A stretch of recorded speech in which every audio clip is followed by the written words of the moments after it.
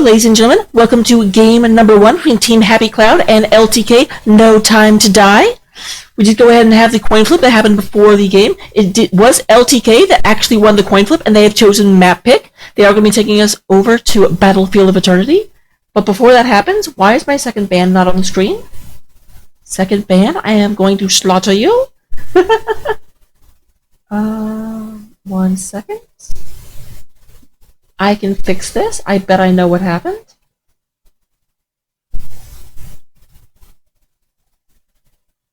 There we go. Much better. We did go ahead and have... Oh, but now you're completely out of order. Fantastic. You know what? Doesn't matter. It was still only Season 11 stuff, and so Sky Temple wasn't up there, but Sky Temple is banned, as is Dragonshire, coming out of LTK No Time to Die's repertoire. We do also go ahead and have the first and last map alphabetically being taken out by Team Happy Cloud. We're going to be losing Alterac Valley, and as well as Volskaya Industry, or if I want to say it with the correct accent, Volskaya Industry. So, with that being said, we are going to be going over to Battlefield of Eternity, one of the more chaotic maps in the map pool. Always there are certain things that you kind of expect whenever this map is played. You always try and take the Shaman camp at about, like, just before the thing spawns, so that your opponents have to go somewhere else and deal with that. You also are always, like, you want a combination of race, like poke-based race, and being able to go in on the enemy team. The problem is, if you have too much of a fight comp, then you end up having to fight under the Immortal trying to kill them, and that can be dangerous. But at the same time, you don't want just a race comp where they'll just come in and like stomp your face off. I forgot how to speak for a second. My apologies. Obviously, this is Heroic Division, so I can't talk with a lot of authority over what we're going to see. Zagara is always very high priority, but maybe a little bit less of the first ban, first pick priority that we see in some of the lower divisions, because up at Heroic Division, obviously, they very much will be able to counterplay that. So it's not just like, oh, they got Zagara, that means we win, or that means they win. So we'll have to look at that. We do have the players coming into the lobby right about now. Should be starting up the draft in just a second.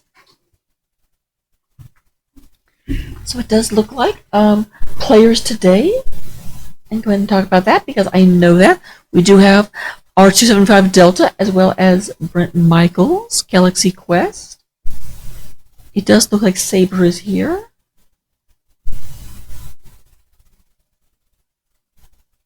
And I don't know their 5th player just yet. On the other side, we do have Dutch.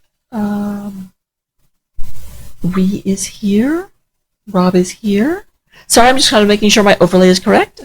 So it does look like our last player is going to be Sotans.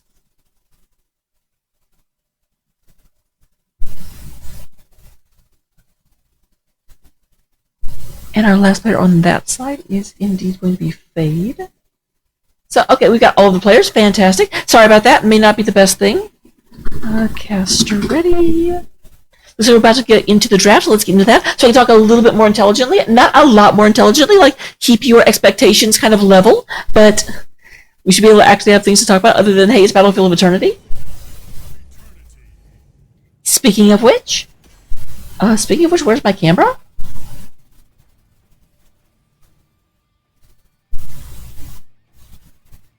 There we go. Oh, I'm in the middle of the screen. That's a great place for me. That's exactly where I want to be. I don't think you necessarily have to be able to see chat. Did they make me a ref? Is that why I can see the chat? They didn't need to do that, but you know what? I don't mind. I've got the whole, like, goth eye cover thing going on.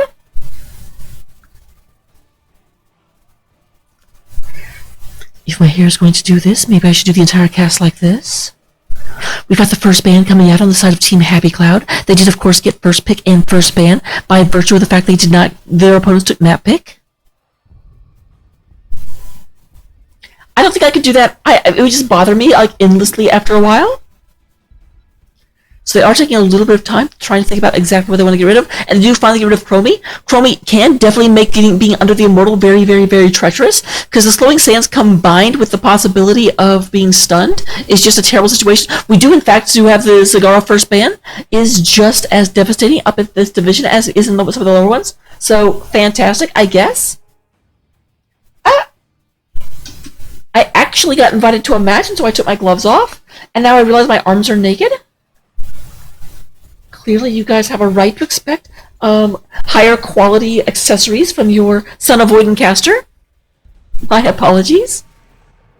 Do you go ahead and have the stitches being banned out? Stitches has not been banned in the most recent patch, but did get banned in the one before, and is still very, very, very prominent. And then there is the Vala. There is the we don't want you to have really, really good race, so get that out of here. Ah. Alright, got one glove on. Gonna have to wait on the other ones because I have to get my overlay up. Because we do finally have the actual picks coming in. And Saber going to go and take that Li Ming. Li Ming great at the long range poke, as I was talking about. That was actually kind of who I was specifically thinking of when I was talking about long range poke.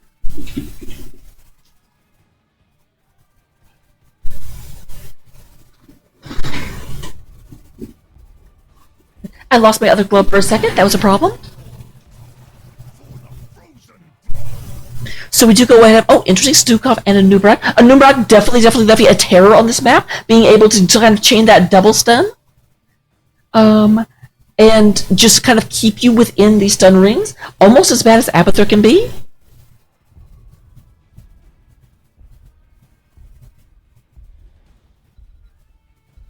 Alright, that is Ree. Okay, a Nubarak. One Rob.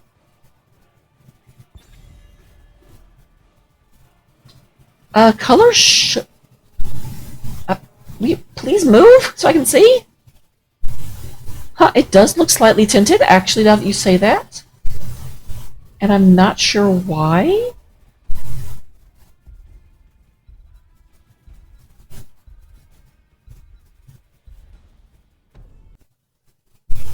One second.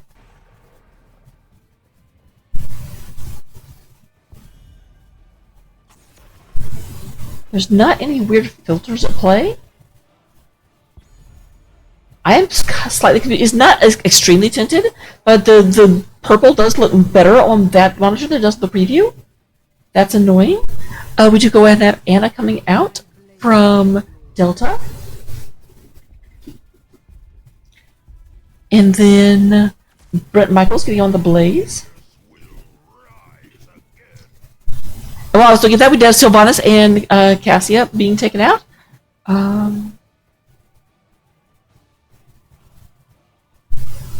Still very confused. I'm sorry. I'm trying to figure things out and I can't.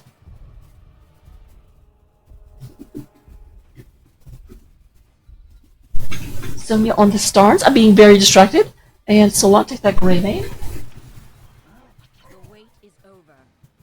Meanwhile, we go ahead and start up this prediction while I can. Super professional caster trying to get everything done at once. We do have Garrosh being picked up by Fade. So looking at that, we do finally have the last one, Cassia, onto Galaxy Quest. So that's very nice poke, nice for damage. The Offlane Blaze into the Garrosh is going to give a lot of ability to stun and then get into throw range. Yeah, I was going to say that Anna's would have a bit of a problem if they have any dive, and then immediately we have the Tracer command of Dutch. I do like that as a pick.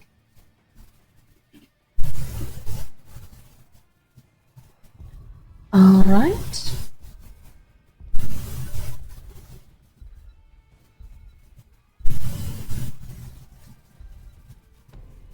I'm trying to figure out what that could possibly be.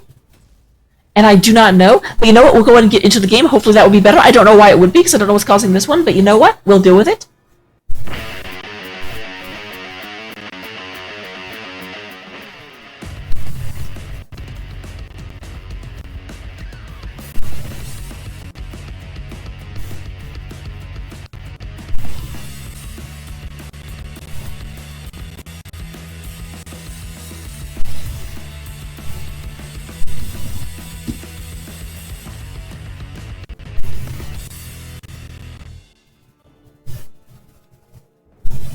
Okay, that was a little frustrating.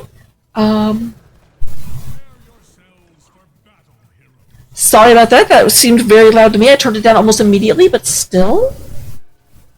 Also, is this thing peaking? It looks like it's peaking. Stop peaking. Okay, that should be better. If you can't hear me, please let me know. Regardless, while we're in the meantime, we do go ahead and have everyone kind of zoning in. Coming in from the blue side, coming in from Team Happy Cloud, we do go ahead and have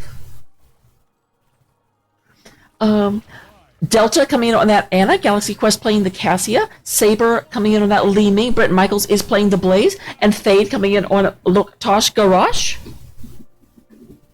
Meanwhile, on the other side of the map, we do go ahead and have Dutch coming in on that Tracer, Ree on the Stukov, Rob coming in on Anubarak, Sultan playing the Greymane, and then Starnes up in the top lane on that Sonya.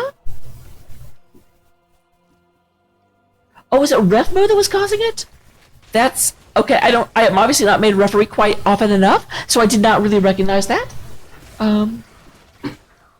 So we have everyone kind of moving in right now. Dutch and Rob in the area. Ree kind of moving around down below. Fade hiding in the bush, looking for that. They do only see 3 members, so they're not really sure where the Greymane is. Greymane did move up here, but then Brett Michaels goes and moves back. Greymane made it look like he was riding away, but actually turns around. Is he...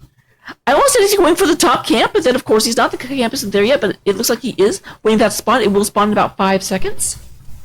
Rob moving down, trying to keep an eye on this camp when it comes up. Brent Michaels is aware this is a possibility and does, in fact, confirm Greymane is up there. But, of course, that would be a 2v1. However, Bad Caster does actually miss the first one.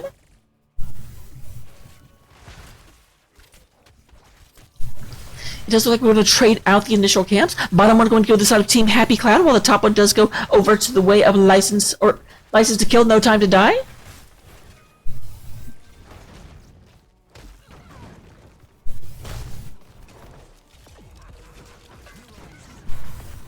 Good lord, stop killing people while I'm not looking at you! That is 2 kills actually for Team Happy Cloud already. This is always the problem with being an observer. You never know what action is going to happen. So you go to the wrong lane and stuff happens. Speaking of stuff, how do you do have a throw onto Nubrak? Nubrak does go ahead and burrow out. Rob getting very, very low, goes down to about 30%. Dutch does go ahead and have to Hearth. We have Stukov and Greymane moving back into this lane.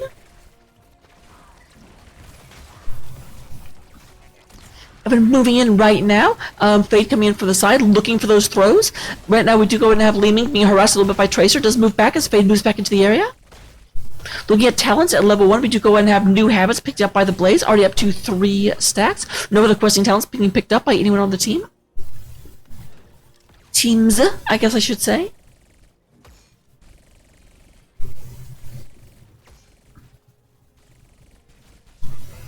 They just keep an eye on Dutch, but both teams actually going ahead and picking up their mercenary camps. Shaman camps will be picked up.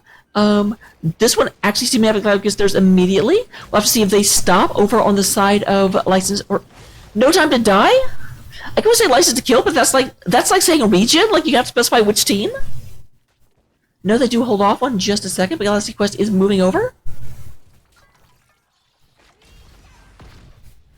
Oh, Brent Michaels tries to go in there and stop it, but it's just a smidge of a second too late.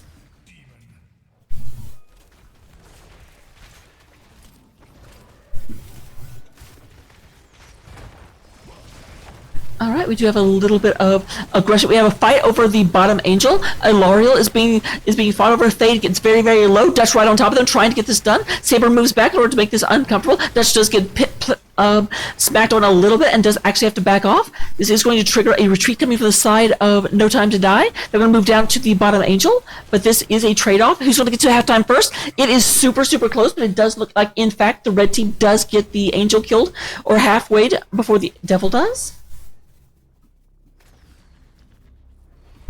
And now we have full race going on. The real question is going to be close. Rob actually moves over here. They are kind of giving up the race, especially by having Sonya come over here in order to try and disrupt. It's going to be very, very, very close. But it does look like but Belith does go down first, and Ilariel is going to be moving down the top lane of the map. Saber goes ahead and picks up one of the orbs, so they actually leave the other one to wither and die. We do have a kill onto the garage. A lot of very low health bars on the sides of No Time to Die. Not having time to die right now, as they do make a full retreat with all 5 of them surviving.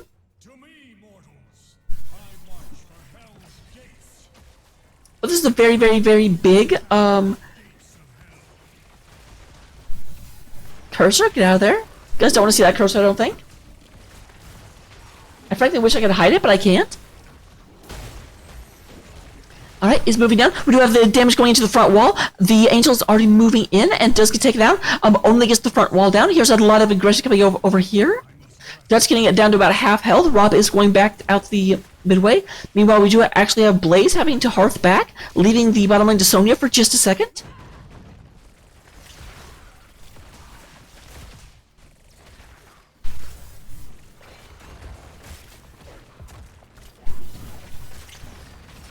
Alright, everyone kind of moving in. Let me zoom back it.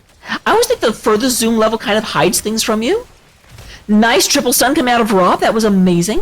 I mean, not really amazing. Nothing really came of it, but it was still a really, really nice use of that ability. Dutch kind of dashes in, but actually gets hit by a magic missile and has to back almost immediately back out. He healed up a Stukov as time goes by.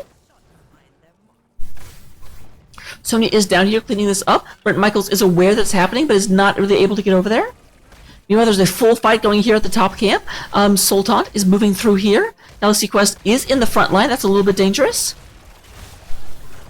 Dutch gets pummeled just a little bit. Here is the attack. There was the pulse bomb on the Fade. Fade gets very, very low, but Rob is right in the middle of a lot of enemy aggression. Obviously, is the tank. Dutch moves in, but does not have a lot of health bar. Stay in here, and Rob is looking extremely, extremely, extremely weak at the moment. We do go ahead and have kill onto Tracer. Rob does have to back out finally. Sultan realizes I am in the wrong neighborhood, has to get out of there, but it looks like we'll not be able to. Goodbye, and it goes ahead and introduces all the time in the world to be dead.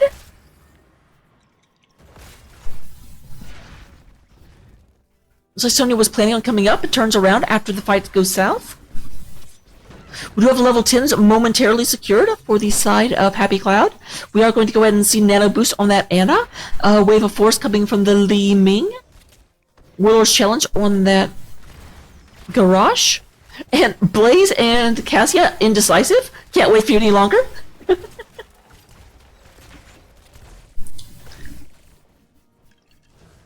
going to have everyone moving through right now. The Team Happy Cloud gets to halftime almost immediately, able to flex the fact that they have those heroics available. Then their opponent doesn't really want to move in, but they do move out in order to go ahead and get this Shaman camp. That does give a little bit of free damage over to the side of No Time to Die.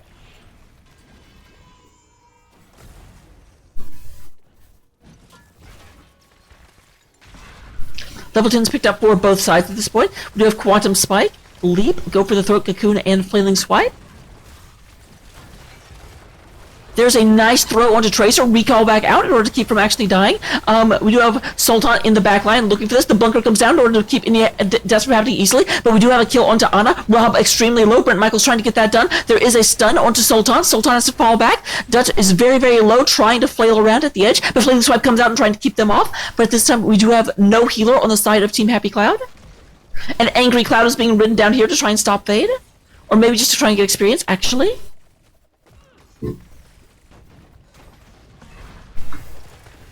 Looks like the Immortal will be picked up even after losing the Ana. Ana is now back. And a full health Alarian is going to be moving to the bottom lane.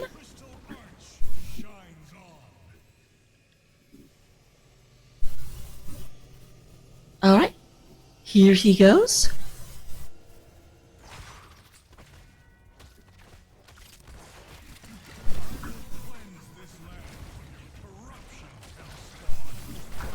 Hellspawn moves forward. The front wall is already done. There's a great taunt to Tracer. Tracer goes ahead and recalls back. Does come out. Has very, very low health. But so does Li Ming. Sultan trying for the kill, but we have Li Ming blinks out just in time. There is the lightning orb going back and forth. Sultan gets hit quite difficultly hard. Rob right in there. Saber is extremely low, but so is Rob. And the Anubarak gets squished. Fade goes ahead and gets hit by a pulse bomb. And Ree is right in the middle of a lot of things. Tries to make some space for himself by Flailing Swipe. Does actually kill the Li Ming. Not able to get that. Ree is trying to get out through the bottom. Dutch is also being pickled upon just a little bit. Pickle is a word. I don't know what you're talking about. Meanwhile, Ilariel is moving up the lane. It does look like they are committing to try and get Dutch. Dutch is on the Angry Cloud. Galaxy Quest looking for this. Fade moving over here, but we do have Starnes in the area trying to help us out. There's the throw. Once again, the recall. Dutch comes out almost in the same area and does get picked off by that Garage. Look, Tosh Garage is Orcish for Get F's Tracer. A little bit of wild lore for you all.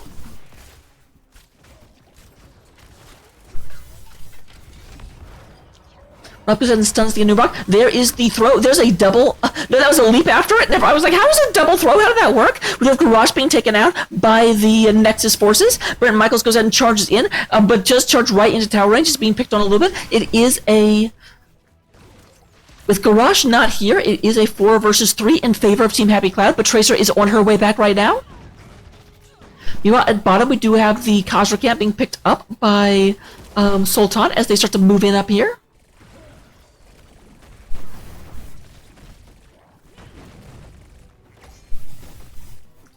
Here's Stars, everyone moving up. The top camp will be picked up on the side of No Time to Die.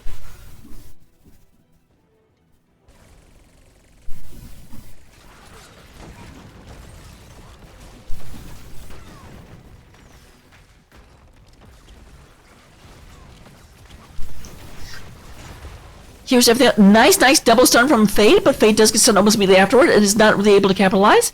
They do move up. They do go ahead and get that regen globe, give a little bit more mana to their entire team. Here's everyone moving back and forth, trying to get damage done. Khazra camps are going ahead and pushing in onto that top fort. Meanwhile, in 16 seconds, the Immortals will come back. We do go ahead, currently have No Time to Die, moving in on the top Shaman camp.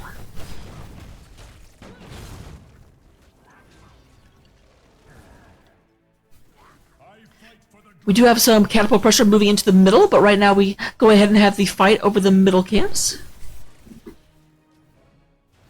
No one really able to move in on their opponents just yet. It does look like Cassia is up here trying to deal with this. But Michaels is up there as well, but Dutch is on top of the Cassia. There comes the stun out of the Anub'arak, and it looks like quite a bit of damage. Galaxy Quest is going to be taken out almost immediately. Dutch is a little bit in the no man's land. Does get go ahead and hit by that Blaze. Blaze right in the middle of a lot of the enemy team, and keep in mind the Tracer is already down. There's a sleep and a kill into Sonya. That is a 1-for-1 at this point. Ree going and falling back. They are doing damage to Ilariel. Trying to take that out. Rob goes ahead and gets tossed right into a stun, and we are going to have a Anub'arak getting squished one more time. One more time. But there is a kill onto Anna and also Li Ming. That is actually in favor of License to Kill. Dutch moving back across the top. Meanwhile, down at the bottom of the map, we do go ahead and have pressure coming in from Sultan. While at the top, the Shaman is taken care of, but a lot of damage being done to this fort.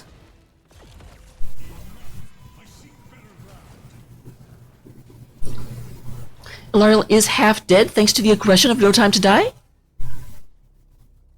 And they are in defensive positions right now. That's unfortunate if you are a fan of Team Happy Cloud, because it means this is going to be very, very, very hard for them to contest. And no, they just go ahead and try and get some damage under the shield before this gets taken out.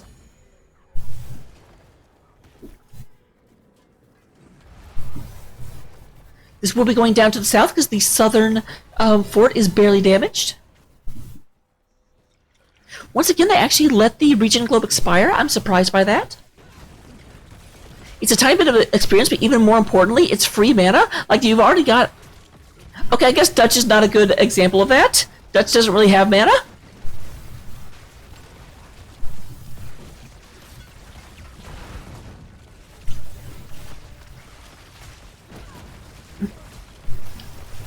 Hello, Butte. Welcome, welcome. Would you go ahead and have the lower keep it? Oh, nice. Triple stun coming out of Rob. Now the boost is administered coming out. We do go ahead and have Brent Michaels inside the bunker, going ahead and lambasting the enemy team. Dutch moving in, trying to get some damage done onto Brent Michaels. Meanwhile, it does look like a rotation up top is happening from License to Kill. Fade does scout this out, is aware this is happening, but needs to be a little bit careful. The rest of the team is not with him. Looks like they'll go ahead and secure this very, very easily. Evening out pressure on the bottom lane and actually getting catapult priority in the top lane. So with that being taken care of, we do go ahead and have the top Khazra camp being taken. Spear Boys are going to be moving down the top lane. This is going to trigger some Spear Boy pressure on the bottom lane coming out of Team Happy Cloud.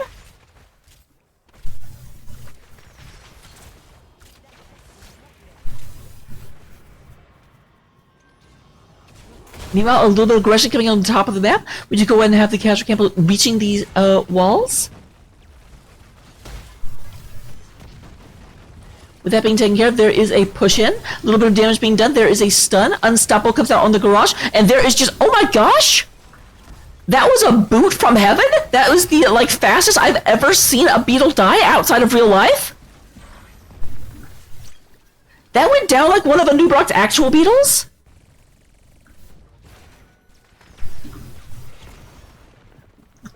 Rhea is being aggressive on a little bit, trying to get out of here. There is a nice slowdown coming over the wall from the Blaze. And we do go ahead and have the Stukov is being taken out. There's a throw in. Tracer goes ahead and recalls, but right in the middle of a lot of enemies. They aren't able to capitalize, so we do only have actually the Stukov and the Nubrak dying for right now, but a lot of pressure being done to this top fort.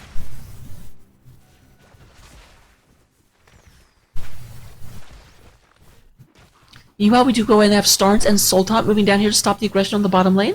They want to go ahead and try and push that back over the way, but the top fort does go down. No forts are left in this game. They do still have a Moonwell up here that is being left alive that may come back to bite them. Shaman Camp is picked up on the side of No Time to Die. There is Fade. Fade has to move off of that, but there is another just great sleep blind death, but not so much death this time. Rob is not being deleted. It is the other tank that might be deleted. Oh my gosh, but the Blaze comes in from the side and just smashes Rob against a wall, and Rob just stops being alive. Does have to get back very low. Does barely get out of those magic missiles, but does manage to survive that.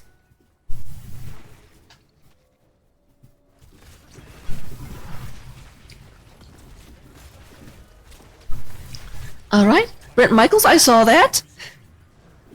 This is where I get in trouble because they're like, don't call out player mistakes. I'm like, chip, chip, chip, chip, chip, chip.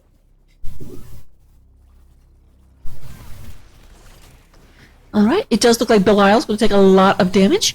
Not really, well, I was going to say not going to be able to win this race, but actually if all they're leaving is Cassia here to try and race this, it's going to be a lot closer than it otherwise should be. They do move Blaze up to the top lane in order so they won't have to, like, split the objective, but that may have actually... No, they do in fact get the kill first, but no, they don't. I can't see. I'm blind. We do end up having the red immortal actually stays alive because they ended up moving out trying to get this Shaman Camp down. I completely understand why they made that decision. I completely agree with that decision, but it ends up being the wrong one as they aren't quite able to win the race whenever they abandon everyone but Cassia.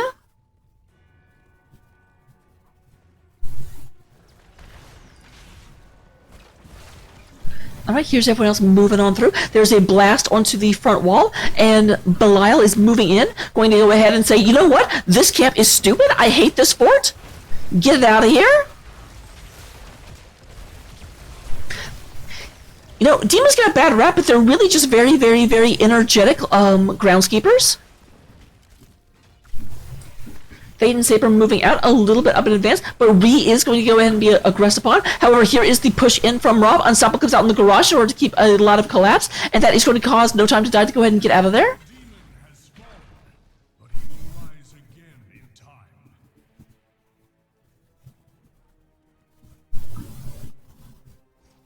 It does look like top Khazra Camp's going to be moved in on Galaxy Quest. Saber going ahead and blasting over the wall. Down at the bottom, we do have Solant, Rob, and Starnes moving in, going into getting this bottom Khazras. Now Tracer goes ahead and clears the way. However, we do have Fade moving down in a bush, trying to catch rotations up top, but does end up showing. They do realize that they're not going to be quite that foolish. There is Dutch, does manage to dodge Brent Michael's charge. Brent goes ahead and just turns around.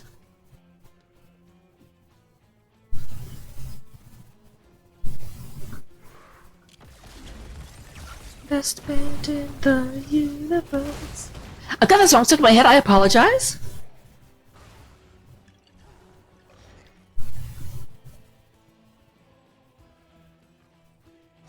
Now, everyone and their dog knows that this camp is going to be where the blue team is. The question is, do they try and invade this? We do have level 20s on both sides. Nano Infusion taking a Fortified Bunker, Infinite Lightning, Repulsion, and Inner Rage. On the other side, we do go ahead and get Stuffed, Ignore Pain, Hunter's Blunderbuss, Rewind, and Control Chaos.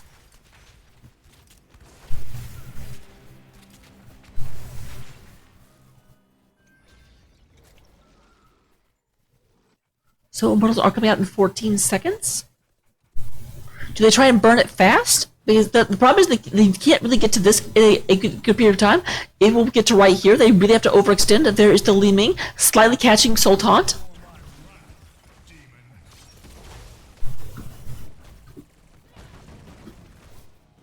Alright, they are going to move in and just start burning this down immediately. They want to repeat the last time. They had to pull away in order to deal with the Shaman Camp. They don't want to deal with that. However, here comes Rob and everyone.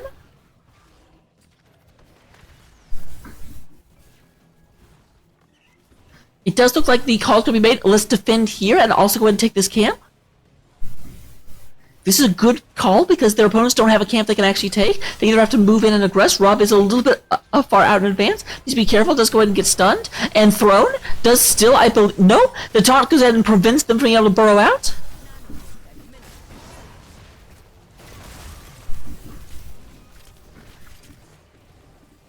Here's everyone else. It does look like Sultan is being like hit, and the Greymane does go down. Sorry for barely catching that. Oh, Desi going ahead and changing her color, confusing me. Good job. Halftime is triggered by Team Happy Cloud. Here's everyone else moving in. We go and have a massive burn a lot. Meanwhile, we do have Garage sitting down here trying to make sure that no damage is being done for free. We do have a while before Greymane comes back, unfortunately, so not really able to contest this. We stand victorious. So both of these were roughly okay. The wall was down. I was actually wondering if it was just that Moonwell that meant that the Immortal was coming up here, but no, it does not look like that's the case. Blaze did not actually clear this out. Just to note, I don't think it'll end up mattering because no other like waves are going to get there, but it's still kind of funny.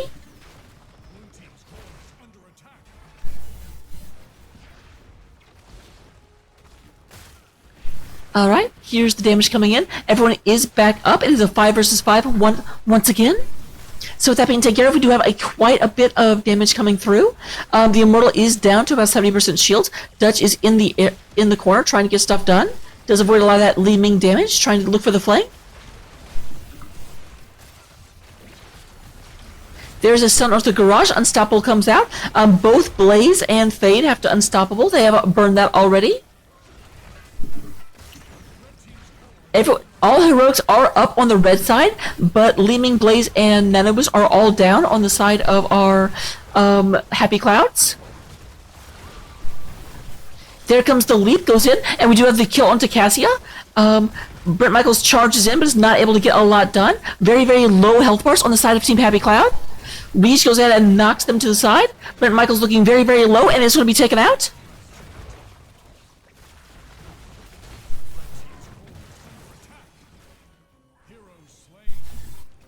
And that's kind of right. When I saw that all of the ults were still up on the side of... Oh, Saber goes ahead. Does actually go ahead and take out the Tracer. Is Saber going to be able to get out of here? That was a very clutch combo.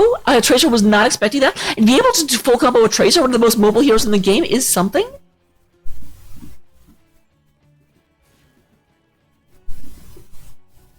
I don't know that it'll be enough. I'm not sure that Li Ming can actually get this done. Certainly going to do her best.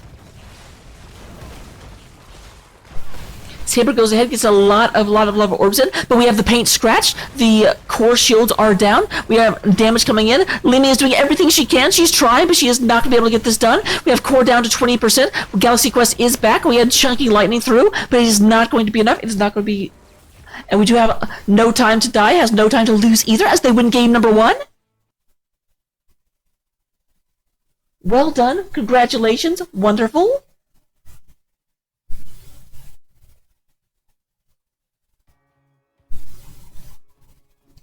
Alright, with that being done, looking at the stats at the end of the game, we do go ahead and have Li Ming leading the way. No, I always start with healers, because I want healers to like me. Ree leading the way in healers with 97,000 healing done. Anna coming in, not surprisingly, second with 74,000. On the side of damage, we do have Li Ming just running away with the game, doing almost twice as much damage as the next closest enemy player. We do go ahead and have 80,000 damage from Li Ming, 67,000 from Galaxy, and Sultan coming in with 48,000. But keep in mind, we did have the winner being the red side, so you know what, damage ain't everything. In terms of that lovely soak, we have Brent Michaels leading the way with 21,000. Starnes coming in with 19,000 overall. Here are the talents. Look at them, copy them, love them, adore them. We do go and have still using the slam build on Sonya. Does take the battle rage at level 7. That's something that changes quite a bit. Stukov's level 7 was called out during the game. The long pitch. So with that, I'll go ahead and go back in between. I will see you in just a second for game number 2. Don't go anywhere. We will be right back.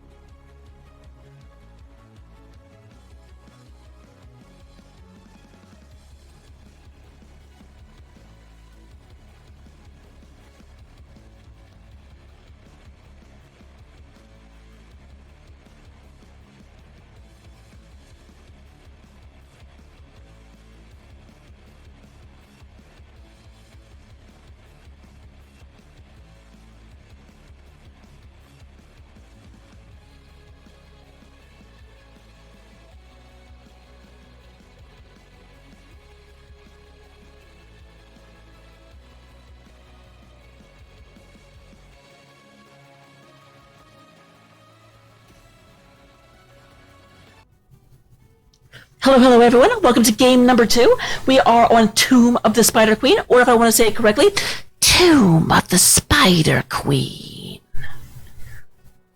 Yep, I'm a total voice actor. I don't know if you know that. I'm actually not, but you know what? I could fake one in stories. You don't need to see that.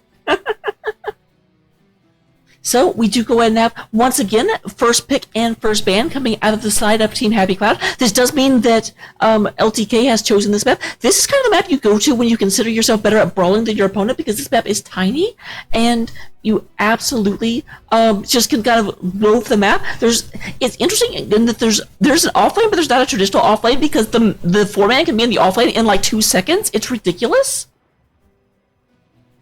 So really, there's a safe soak, but don't actually fight, because, oh my god, you'll get rotated on like crazy. We're going to have that Zach ban one more time.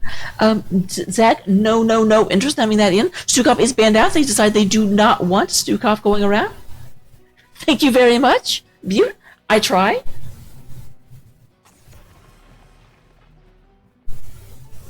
Chromie being banned out once again.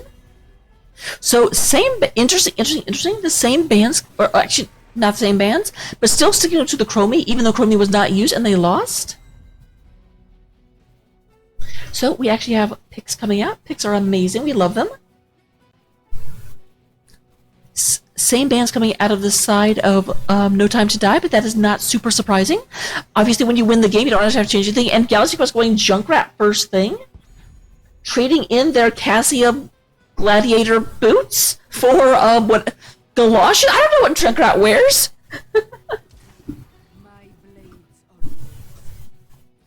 Alright, we do have Starn saying, you know what, I really like Sonya. I like smashing you in the face. And also, can we just agree that Nexomania skins are the best skins? We can agree on that. If you say otherwise, you are wrong. Johanna being picked out second. Leoric, interesting. Brent Michaels taking the Leoric very, very, very early. Is this going to be a 4-man Leoric? Because Brent Michaels was not the offlaner in the previous game.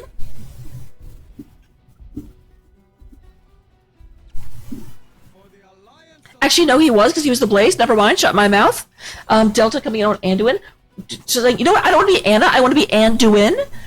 It almost sounds like you just kind of coughed when they're like, I want to play, and they're like, just guess. With that being done, we do go ahead and have Garrosh being banned out. They say, you know what, that sucked. You just absolutely, like, popped our beetle? I'm a bit surprised, actually, they banned out the Vala instead of that. I do definitely feel like Garrosh was the massive thorn in their side in Game 1. The Sylvanas, the Sylvie. I do feel like Leoric does beat Sonya if both of them are equally skilled. All you really have to do is lead with the slowing swing, and then they almost can't dodge your spooky hand. And if Leoric can lay the spooky hand, he wins the 1v1.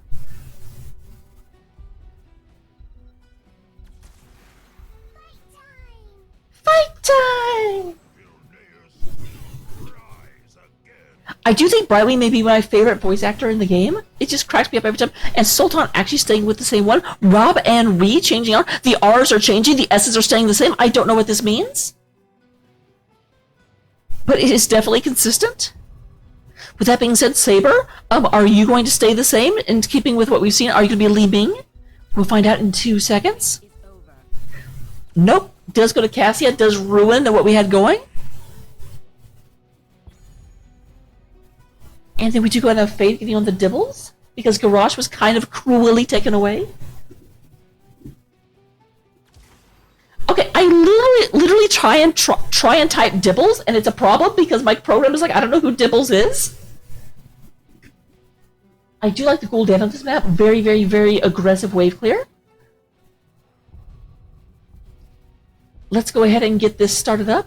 In terms of predictions, you know how this works. Go ahead and bet on the team you think is going to win. Get those points. Be able to, like, redeem being able to see the amazing boots I'm probably wearing.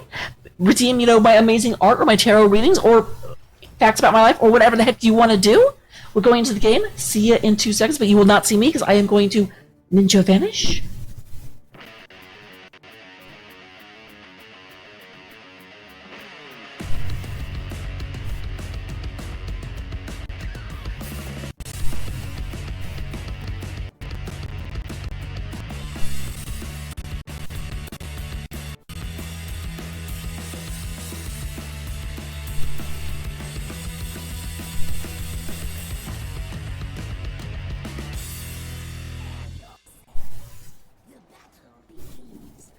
Welcome to the game.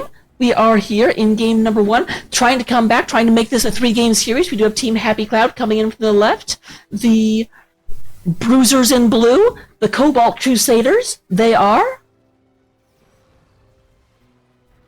Delta coming in on that Anduin, Galaxy Quest playing the Jonkarat, Saber is coming in on the Cassia, Brett Michaels playing that Leoric, and Thade on the Demon of Destruction himself, Diablo.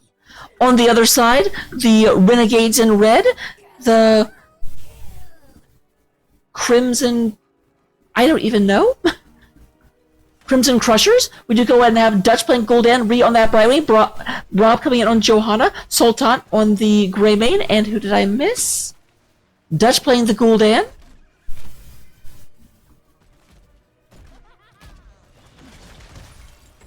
Alright, here's everyone else coming through. Brent Michaels comes in for the side. Does go ahead and catch Rob in the Spooky Swing. Everything that Leoric does is spooky. Oh, there's a very nice mine that actually ends up almost saving Dutch. Dutch goes and gets out, but there's a lot of mines going out. There's a route onto Sultan. Sultan goes ahead and gets out of there. Says, I don't want to be destroyinated. And you know what? I don't blame that. That is not the most fun thing to do.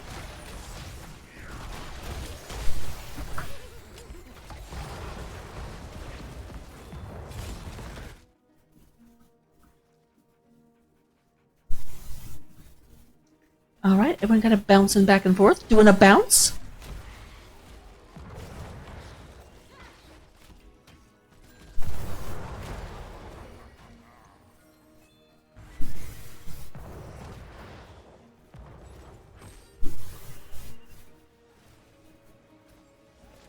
Alright, that being taken care of, we do go ahead and have a very, very early mercenary camp coming out of Ree and Sultan. Trying to go ahead and pick that up. It does look like Leoric is checking the bottom camp, but is not going to try and take it just yet.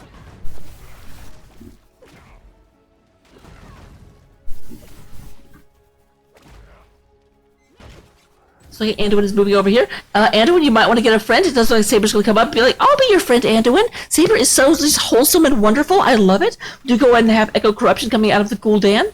Laws of Hope on that Johanna. No questy sounds on this side other than the Thunderstroke coming out of the Cassia. And of course Black Soulstone, which is automatic. Brett Michaels checking that one more time. One more time. A lot of damage being done. They did spend a little bit too much time trying to get this taken out, and they still don't have it yet. So just the enemy camp is just pushing all the way in. Their wall is down.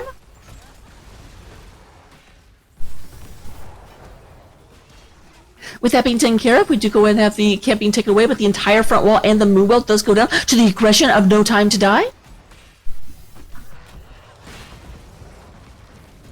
Here's everyone else kind of moving through, getting things taken care of. There is a stun onto Dutch.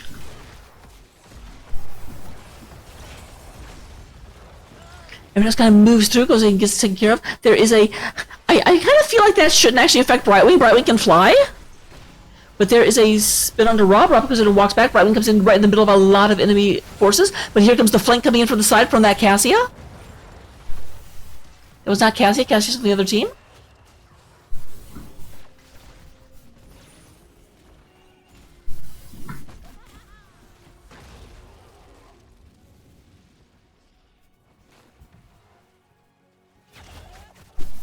Alright, just like Greymane's going to move down to the bottom and go ahead and try and get this Mercy camp right quick. We are up to 14 stacks of Echo Corruption at this point. Thade moves in. It looks like they may be in trouble. This is a 3 versus 2 suddenly.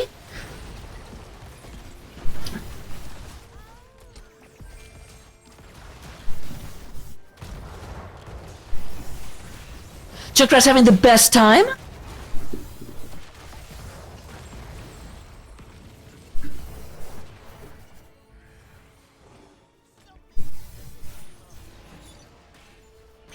I'm just going to say how much I love Junkrat's voice actor. It does look like we're going to try and get this turned in, and we do. It does look like the first spider wave is going to be coming out of the side of Team Happy Cloud. Going to be Team Happy Spider Cloud in a second as they come out in order to support them. Starnes and Brett Michaels going back and forth.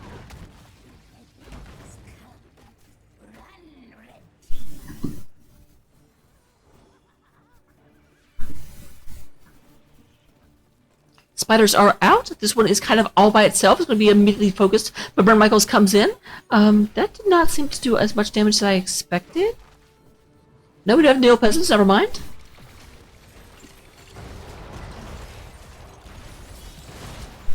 Alright, meanwhile, a lot of aggression being done to the top lane. Fade goes ahead and goes back and forth. The Spider's already down to about half health. The front wall is just about gone, and there it goes. Now they're moving in, going ahead and trying to do as much damage as we're done to their mid lane.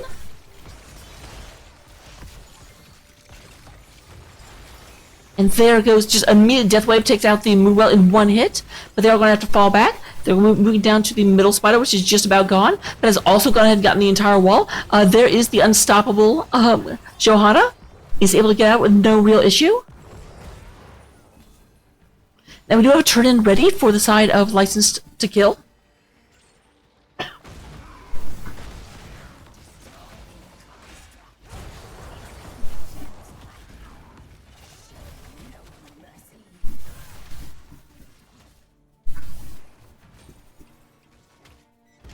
Alright, Brett Michaels does go out to Spooky Walk for just a second as everyone rotates in on them.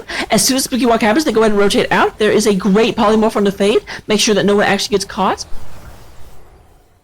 Make a corruption to 26 stacks. We are up to 17 on Thunderstroke. 11 on Laws of Hope.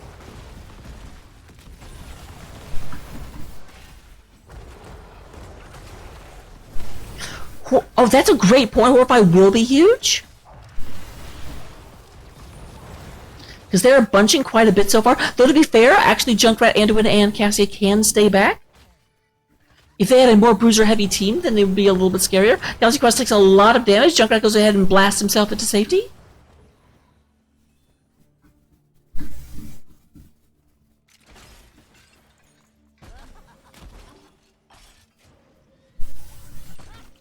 And try and turn this in. Unfortunately, most of their spider butts are on their tank, and that means the tank has to turn in, which means the tank can't be zoning, which is always a problem. Level 10s are picked up on the side of Team Happy Cloud just a second in advance, but aren't able to do anything with it before their opponents also get to. As you can taking a lot of damage, just have to go ahead and fall back. Trob avoids that fight. We do go ahead and have Riptire, Entomb, Light Bomb, Apocalypse, and Ball Lightning. On the other side, we do indeed have the Horrify, Cursed Bullet, Falling Sword, Blink Heal, and Leap.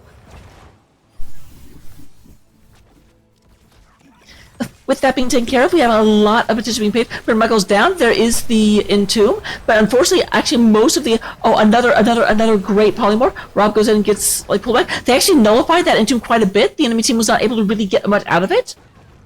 When I saw it come down, I was like, "Oh, here it comes!" But nope, it did not come. It did not come. Falling Sword being done a bit of miscommunication, I feel like, because no one else actually went in on that.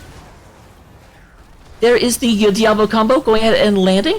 Leap comes out onto Sonya, onto Delta, back in the back line. We do have a kill onto Greymane. Dutch having to get very, very quickly out of here. Does not have his Tracer Blink anymore and has to go ahead and just waltz out. Meanwhile, a lot... Nope, never mind.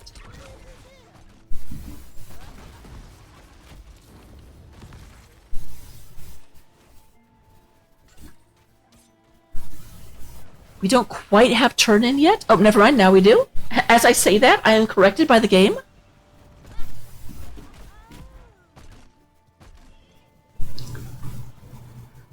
$11 to go. And it does like here comes Saber with those 11. Diablo goes in and starts the bottom camp as these two start this one. So they want a very, very, very abrupt. However, this does immediately tell the other team exactly what camps they are on. But they are so far out of position. I shouldn't say out of position, but so far not near the action. There's not a whole lot they can do about it. As the blue spiders descend.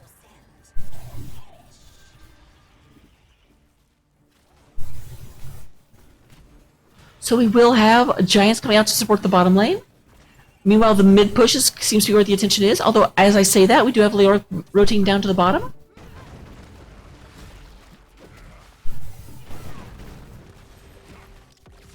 Let's look at up here. They identified that no one's fitting the top, so let's clear the top very, very quickly before they commit to other lanes. But that is basically just giving up mid lane. There's nothing that can be done to save this. Way too much aggression being done here. And down below, we do have Sonya trying to defend this from Brett Michaels.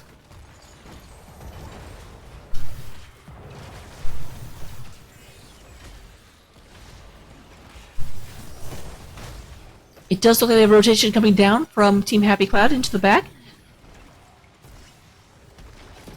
There is a defensive leap from the Sonya. Brightwing comes in as well. They are fighting underneath the keep. There is the...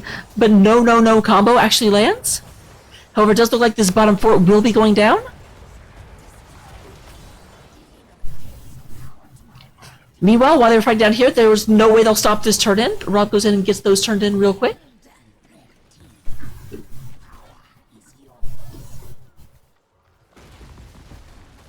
They did lose 2 forts in that. Can they actually get 2 forts after this third turn-in? The thing to remember is that the turn-ins are based on time, so even though they've had 2 turn-ins against them, this third one will be more powerful than the 2 that have come, although probably not cumulative.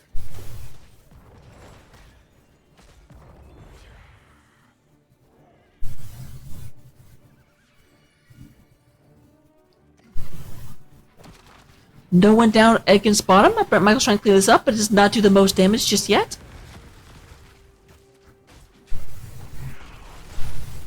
It does look like the middle of where we were gets cleaned out almost immediately. Rob goes ahead and gets booped right over the wall, but Unstoppables their way right back out.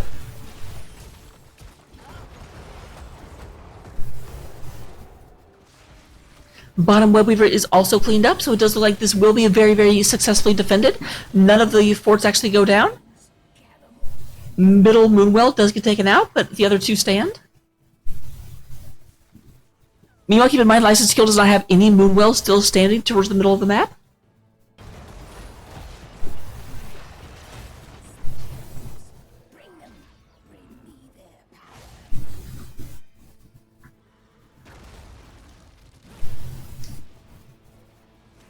We have another turn-in ready to go for License to Kill, but this time the turn-in points are actually being defended very, very, very well by their opponents. Team Happy Cloud, more like Team Sit on Points. There is a stun onto the, and followed by a falling sword, goes ahead and lands. Brent Michael's taking a huge amount of damage. He does also like Delta having to get out of there. A lot of I can't keep up with where all the fighting is, but it looks like Brent Michael's may be the first one to go down. Brightwing is going ahead and teleporting in, and we do have the York being taken out. Edwin runs for his little kingly life. Meanwhile, there is a massive push coming into the middle of the map.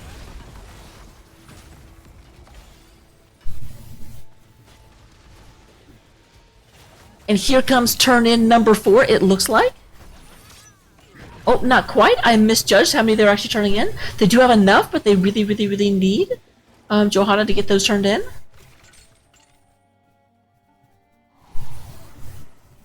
They aren't making a boss. It's like, that'd be insane. You should not do a boss play right now.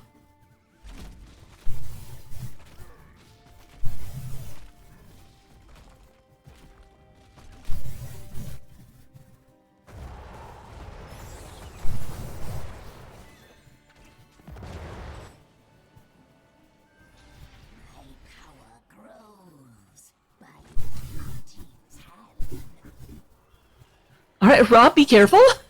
Kind of goes around the corner, there's the entire enemy team, and then says, this might not be the best place I want to be. Here comes another Web Weaver coming from the blue team. Cobalt Crushers bringing in the Cerulean Spiders. I guess I should say Sapphire Spiders if I want to keep the alliteration up.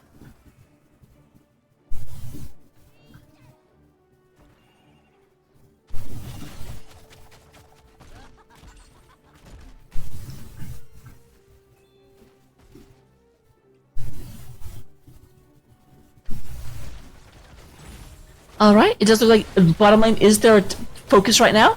They say, it's interesting, actually, usually top lane is the focus lane, but we do go ahead and have Leoric being killed where I'm not looking, so it doesn't count. I heard a horrified, but I didn't really see anyone get horrified, so either it was like right at the edge and they just kind of ran back, but regardless, it definitely was not what they needed to be.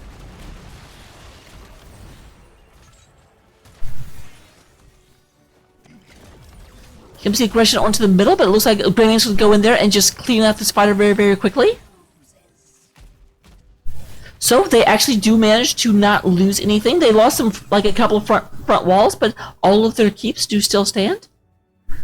This wall is still standing proud.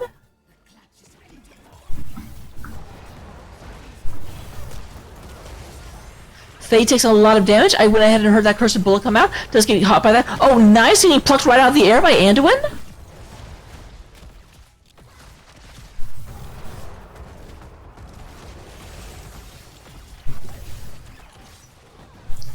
We do go in and have to turn in. Rob almost just about to get that in, but not quite. Brett Michaels goes ahead and moves in order to prevent that from happening.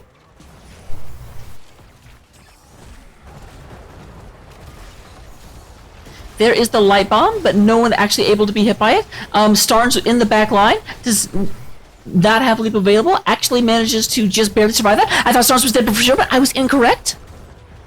There's the help from Brightwing in order to get Starnes back in the fight. Brett Michaels moves in and says, "Oh, this is a bad idea. This is a bad idea."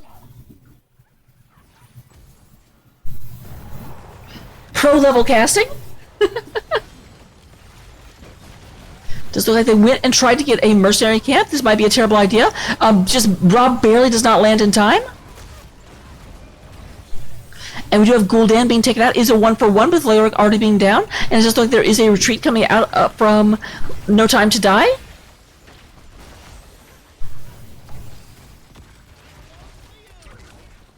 This bomb is for you.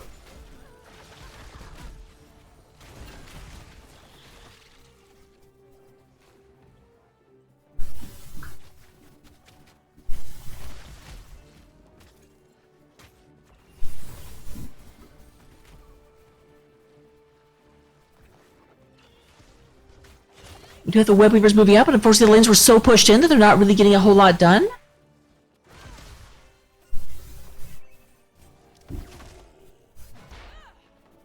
Gul'dan is back in another 5 seconds or so.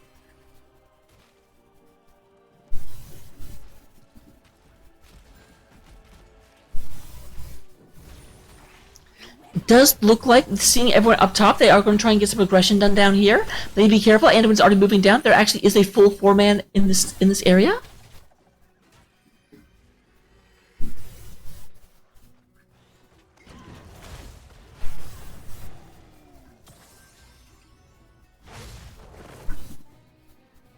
Now it's their turn to have mercenary camps, and they are... Cassius, can we go ahead and take these giants down here? Both teams kind of shirking around, looking for an engagement. Rob trying to get this turned in, but there's no way that'll be allowed to finish.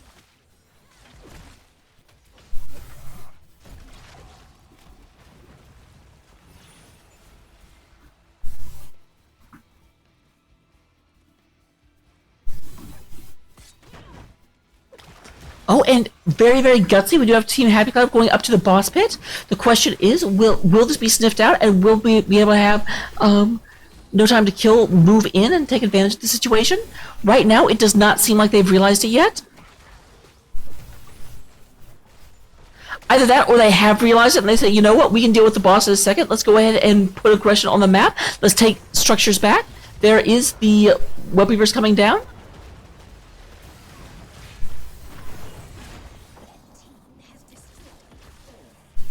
And now they'll go ahead and hearth back in order to deal with this. While their spiders get relatively free push, they do go ahead and take out the middle and bottom fort. Not much will be done by this Web Weaver here.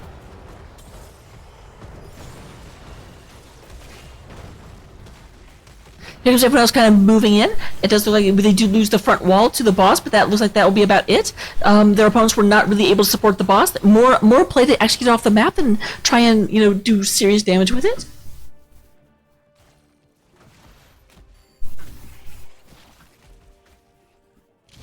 Need to be careful. I was going to say they were running past Fade. Fade goes ahead and goes out. There's the light bomb. The light bomb goes ahead and catches 2 people, but Saber gets absolutely chunked upon. Doesn't have to back off.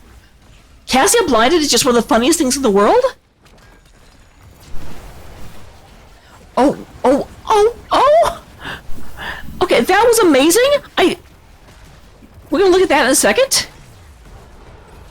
There is a light bomb. Rob goes in and lands. Cassie gets very, very low, but it does look like we're actually going to have a kill onto Johanna. Rhea is trying to get away, but a lot of damage being done. Galaxy Quest does have to abandon that, but that is a 3-for-0 in favor of Team Happy Cloud. Are they actually going to be able to use this to close out the game? It's a strong possibility, especially with Dutch getting kind of caught. At the very least, they're going to get 2 keeps out of this. But no, they are saying, no, we're not interested in 2 keeps. Go for core, we can do this.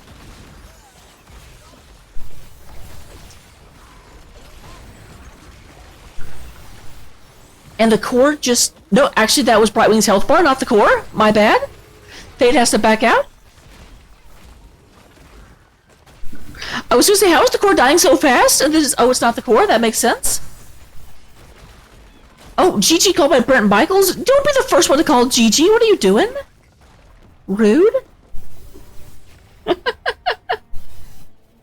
Okay, we will talk about stats in just a second, but before we get to that,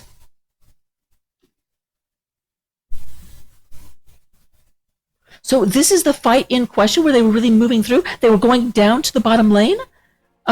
There's the Great in 2, and just absolutely everything goes in. Double stun from the Diablo, as well as I believe the leap went in there. Oh, that was a thing. Wow.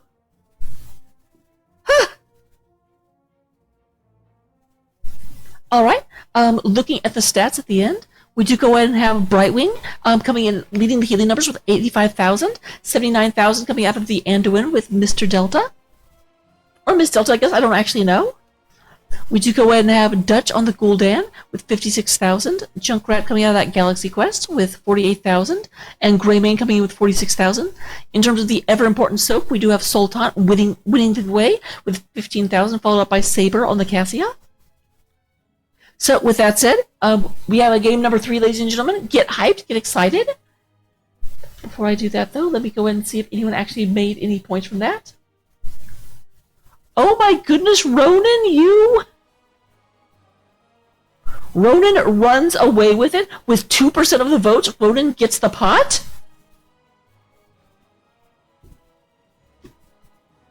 I totally would have just canceled the bet if no one had been on the other side, but someone did, so... them's the breaks.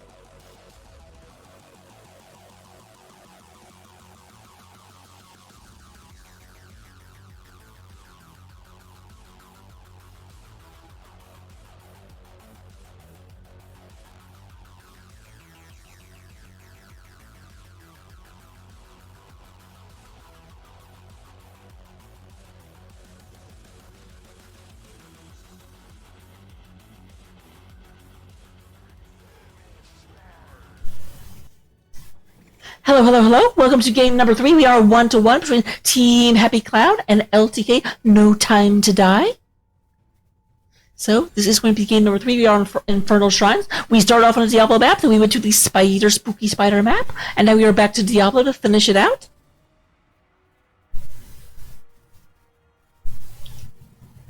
Red team is currently banning, so once again, we do have map pick. No, actually, I guess this must be the blue team's pick on, because we do have first pick and first ban. I missaw that.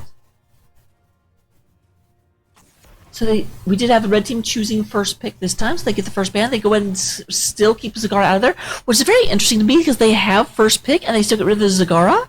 That may mean that no one on their team is comfortable playing Zagara, but wow.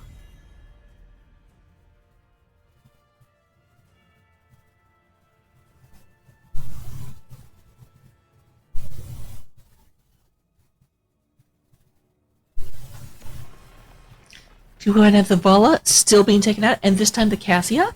As a Cassia did way too much. We don't like being blinded. That may mean that they have a little bit more auto attack in mind.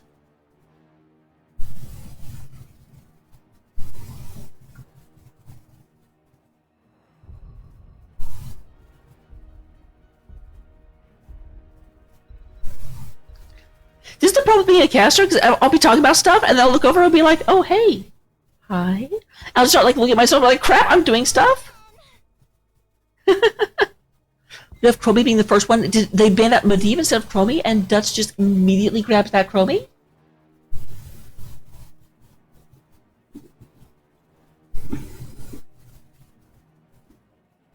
On the other side, we'd have the double pick coming out. Sylvanas is going to be taken by Galaxy Quest. Sylvanas did get banned out in the third round last time. They say, we want to be able to turn stuff off. We want to make the Punisher super effective.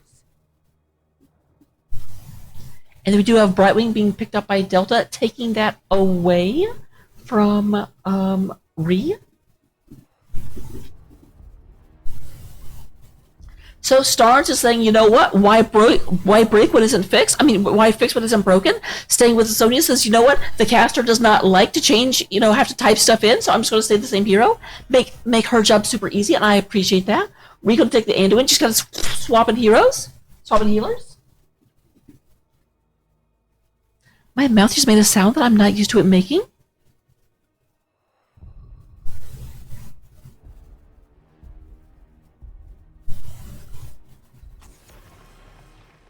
Alright, Johanna means family, going ahead and being banned out.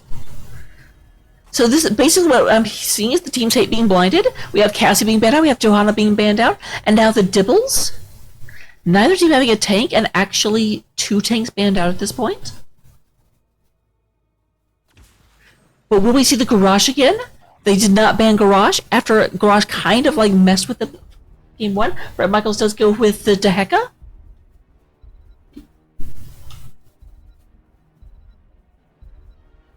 I do like Sonya a lot. Oh! But no, they do not go with Garage. Instead, they're taking the Anubrak this time. Dehaka Anubrak, the Bug Party. Because it's no party until it's a bug party, because a bug party don't stop. That is not how that is said. Our world is worth fighting for. But we do go and have the Mistress of Ice herself, May, coming out.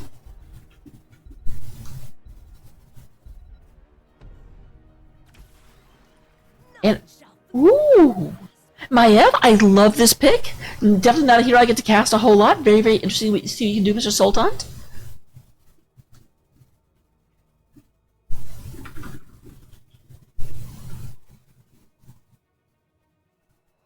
So our last pick coming from Saber, who's going to be? You can't be Cassie. Cassie is banned out. Are you going for ranged DPS? Sylvanas going to be in the mage role. Nope, you're going for Orphea. I do like the super gothic Orphea, obviously. I really should play more Orphea. She is absolutely my aesthetic. Though, of course, I'm a little bit like not a schoolgirl, as you can't tell. But with that, we're going to go into the game. Talk to you in 2 seconds.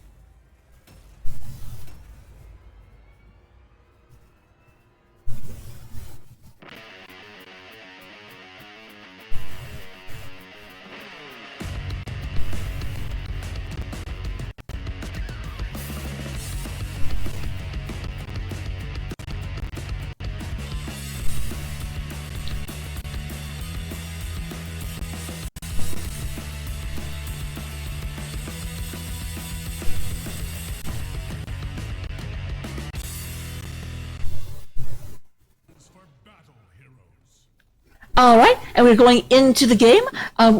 Joining us on the side of the blue team, one last game, trying to go ahead and take this series back. They are Team Happy Cloud, the Tyrants of Tubular. I don't know. I should think of these before I try and say them. Delta playing the Brightwing, Galaxy Quest playing that Sylvanas, Saber coming out on the side of Orphea, Brett Michaels playing the Dahaka, and Fade coming out on the side of Anubarak. On the other side of the battlefield, we do go ahead and have Dutch playing that Chromie. Ree is coming in on the Junkrat, Rob on the May, Solgant playing the Maiev, and Starnes on the Sonya. Let me go ahead and get here just so people can't see the map and be able to be like, okay, are our opponents doing a cheesy strat trying to go to a different lane?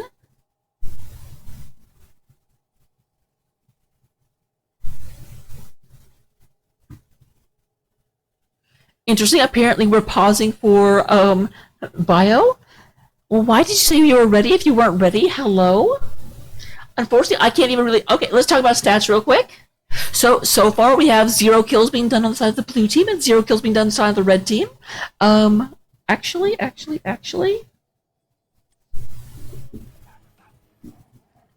Oh, that's unfortunate. I was going to look for the APM discussion, but I guess we have to get back to the actual game now.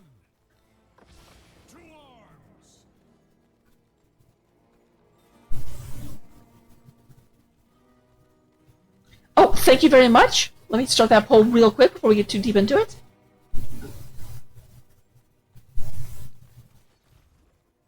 Okay, and getting back to looking what I'm supposed to be looking at.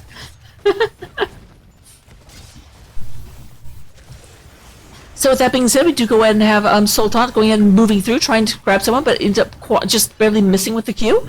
Not able to get that done. Dahaka and Sonya moving up to the top lane. I do feel like that's a matchup that Sonya wins. Sonya has an easier time actually avoiding Dahaka because she can do damage while whirlwinding, and it's just very, very hard to pin down. There is the great Vault of the Wardens in order to avoid that damage from Orphea.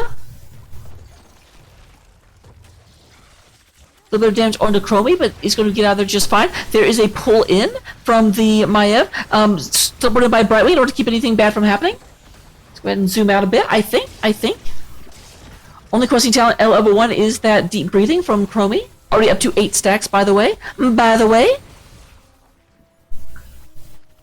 So with that being taken care of, Rob going ahead and getting quite a bit of aggression being done. It does look like Sultan is going to just go ahead and start the Conjure camp here. Trying to get those Impalers going down the lane.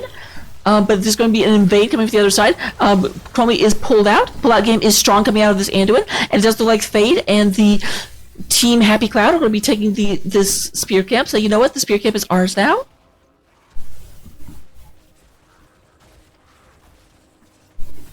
Meanwhile, there is an engagement happening down here at the bottom lane. So that gets taken care of. Rob takes a bit of damage. Just go ahead and have to ice block for just a second.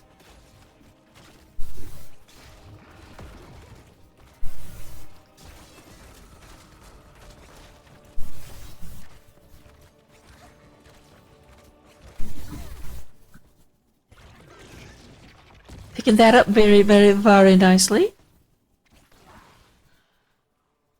Meanwhile, up top, just real quick, we'll look at the most attractive characters in Heroes of the Storm. The offlaners, sacrificing their screen time so we can have the XP for these games.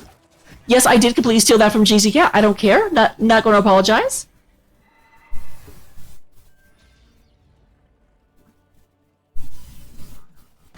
Kajraket goes ahead and moves up.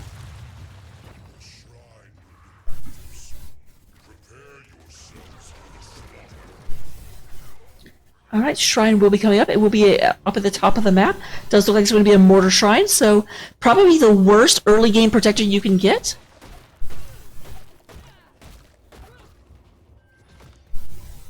A little bit of free healing coming out of Sonya. And here is a Shaman camp moving right across. This Shaman is just a bro, could we say that? He's got 2 pet dogs. We come in, we kill his dogs, beat him up, and then he's like, oh sure, I'll work for you, no problem. Here's some more dogs. Dahaka down below going in and getting that soak. Obviously you can burrow in, so that is a slight advantage over Sonya on this map.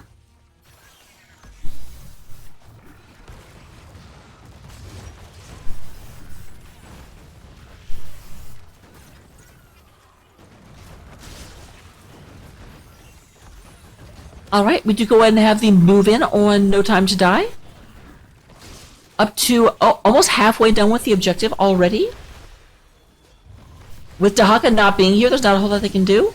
Deep breathing is up to 9 stacks at this point. There's a lot of damage coming in. The pullout comes in from Anduin, and Rob is going to be okay. There is a little to the warning, but Sultan is not in a great place. However, shut my mouth. Just fine, no problem. Why'd I ever doubt?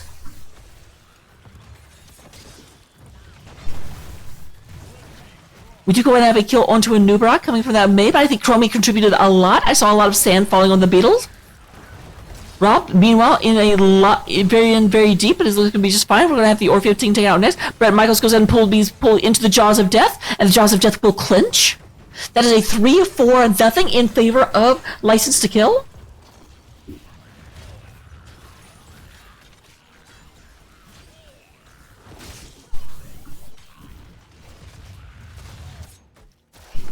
We do have a polymorph. Yeah, Sonya, that may be a bad idea. I get that you're rough and rugged and tough, but that is 2v1, and one of them can polymorph you, the other one just does, like, truckloads of damage. There's the stun onto a Nubrak. A Nubrak does not actually have an unstoppable, so does have to just kind of eat that.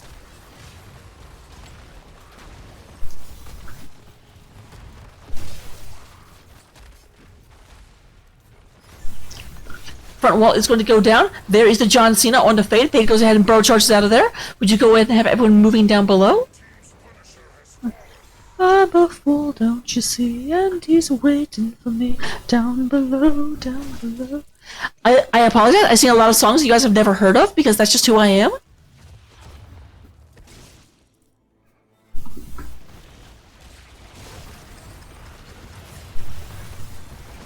Oh my good, there's a just, okay, Orpheus just could not get out. Orpheus just sort of like lived right there. Speaking of living, I mean, lived as in that location, that was their home. Not lived as in they survived, because they most certainly did not.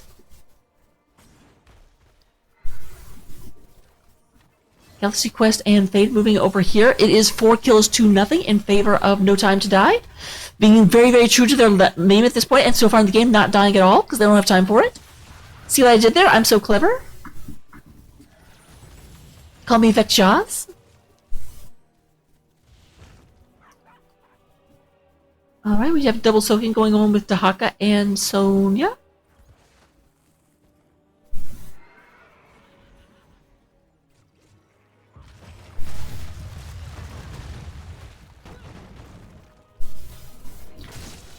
I have not had a single NSP song that was sung this entire cast, sir.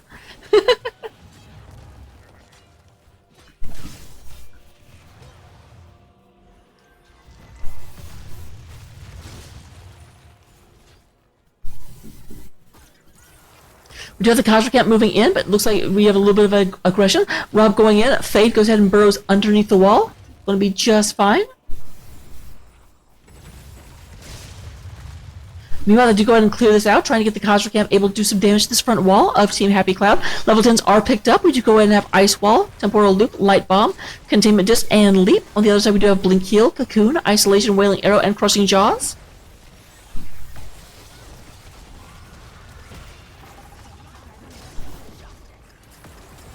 There is a nice stun. Sylvanas does get shut down for a bit, but a lot of damage coming out of the side of Team Happy Cloud. Great Ice Wall catches 2 people, and Galaxy Quest almost gets taken out by the Recurrent Sand.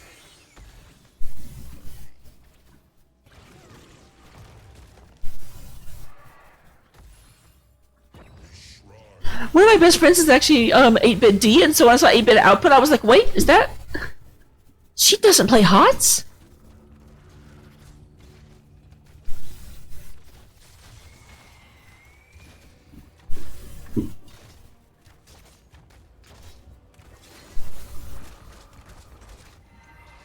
This looks like Shamra being picked up on both sides. This is going to be an Arcane Punisher. Sonya is in position to go ahead and move up there right as soon as it comes up. We'll have to see if they do so. It does look like they are prioritizing getting this early.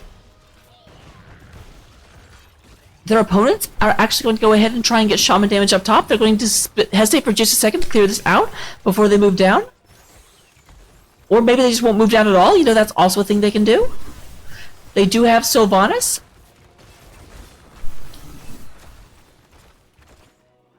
Here comes rotation up, but Fade is in position. Just go ahead and get the cocoon on May.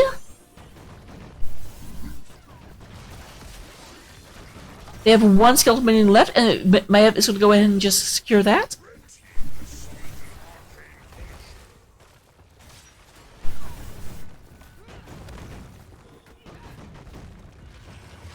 Well, that's the thing, Goddess, is that basically everyone in GS are nice people.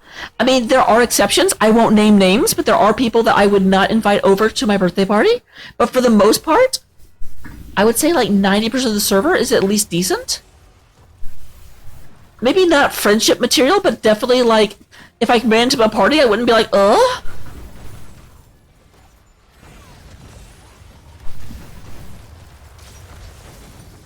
So we do go and have the counter aggression, just about taking out this fort. Slain goes up. Punisher is slain. However, the bottom fort does get taken out, and the top fort is looking not very good for wear.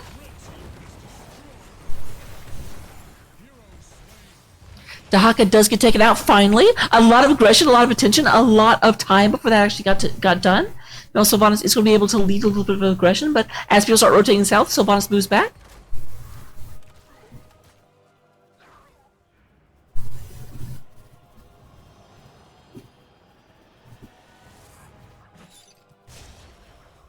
Moby, you're not even on the NGS Discord? Don't give me that!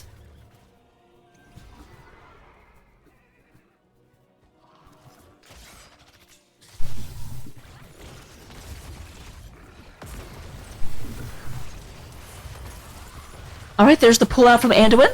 Goes ahead and secures that. We did go ahead and have a attempt at a flank from the Dahaka, but Dahaka does have to burrow underground.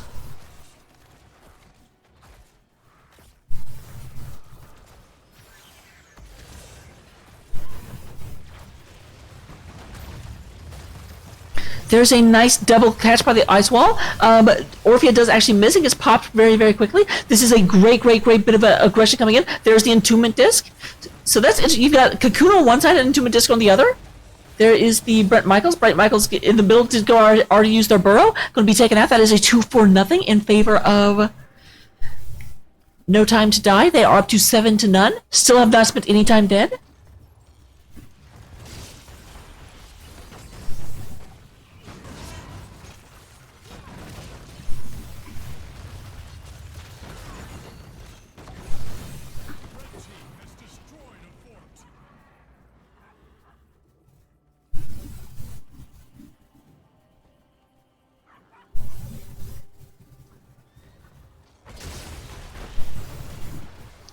Maiev is doing a really good job. Definitely have to give compliments there. All of the compliments, every one of them. So with that being done, we go ahead and have a lot of aggression and attention being paid here. There is the Time Warp, and oh my gosh, just a lot of damage coming in onto Delta, but we do have Chromie being taken out first by that Orphea. Battle of the Midgets, and Orphea wins. I'm not sure I'm allowed to say that, actually. Rob goes ahead and does get light bombed, is trying to stay alive, but it looks like that will not be done. We do finally have some time being spent dead. But I do have to say, for 12 minutes, they had no time to die.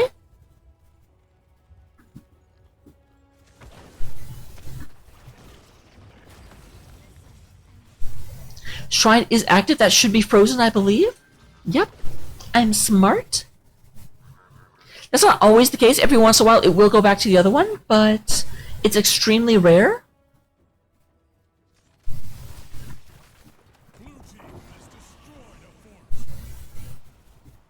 Bit surprised they didn't grab the camp on their way, but I guess everyone's coming back up.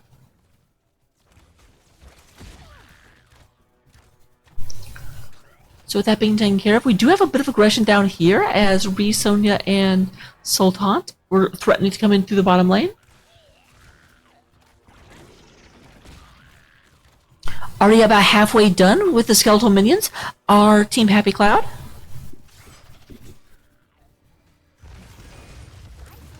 Oh, that's a bit unfortunate. The ice wall does miss, but also the teleport is used when the healing isn't really necessary. But Michael's moving in. There is a containment disc onto the Brightwing. Just go ahead and release them out of that.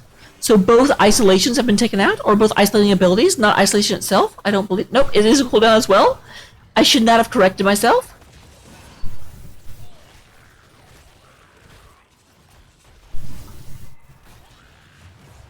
There is a camp in the middle that are pushing in right now. Meanwhile, we only need 5 more skeletal minions. 4 more. Team Happy Cloud about to pick up a Frozen Punisher, it looks like.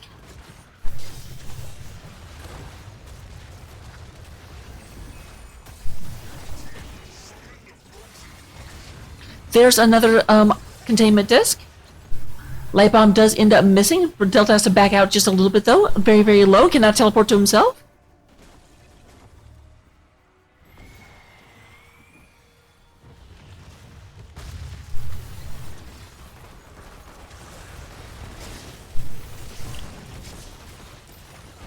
Alright, there is a nice 2-person ice wall. Kind of gets that done. There is a leak coming out of the Sonya. We do have a kill onto a Nubarak. Very, very low Brightwing. Brightwing trying to beat out and does actually manage to survive. Enough blue health bars to just go ahead and force them back. They are focusing down this Punisher. Punisher will go down, it looks like, without getting the Moonwell or the fort.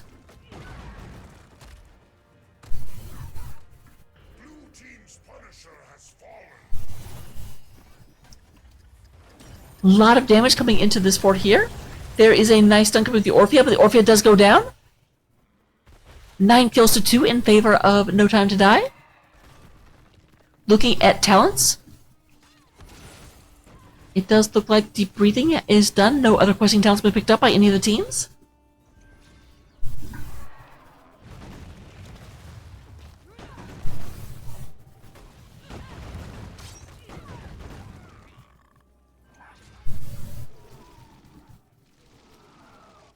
Nice invasions on camp. It does look like the map is being painted red right now.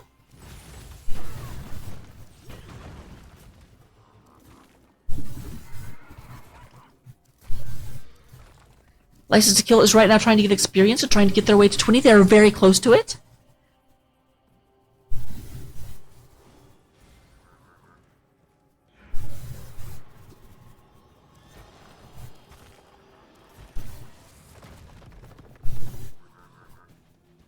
And level 20 is picked up for License to Kill. We'll go ahead and stuck in a loop from the Chromie. Censure coming from that Anduin. Shadow Orb Vengeance.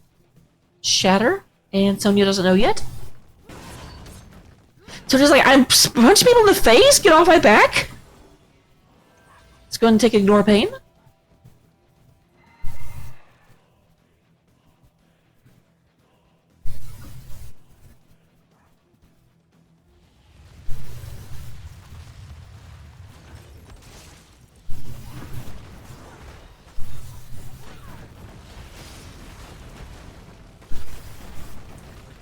Alright, everything is moving right across. There is a Shaman camp coming down the top lane. They're going to try and support their camp in order to try and get some damage done to this keep. Does look like the keep is going to be just fine. They're moving in and clearing that out. Next Punisher will be mid lane. It's going to be another Mortar.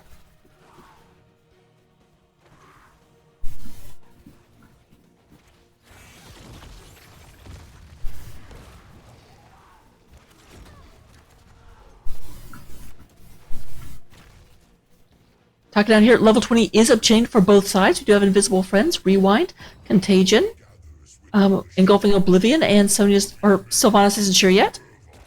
What is it with the S-name characters and being slow to pick their level 20 talents? I ask ya.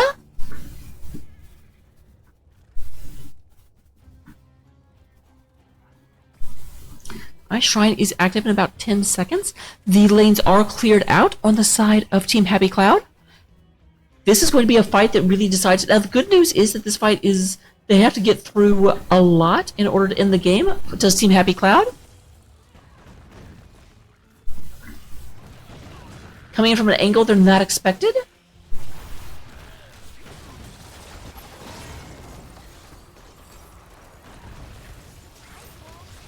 Nice avoidance, but there is a great 2-person ice wall, and we do have Orphea being taken out. Very low health bars, but it does look like Starnes is not to it. The pullout actually is on the wrong person slightly, but Starnes does survive. And oh my gosh, Maiev just goes crazy. Maiev deletes the world.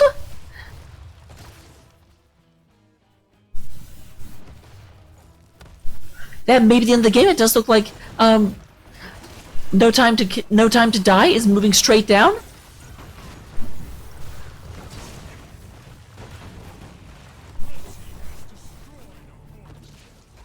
This is continual catapult pressure coming down the middle lane, but the catapults may not even have time to actually get there. Nope, there's one, never mind. This is still two people defending. Rob is looking very, very not healthy. And this is Sylvanas. Sylvanas can do quite a bit of damage.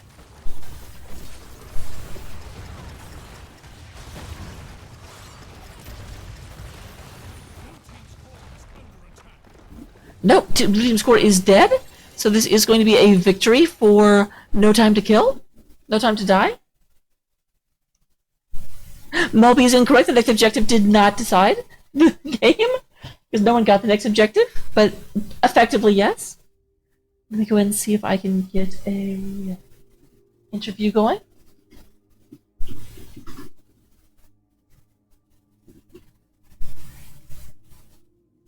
One second.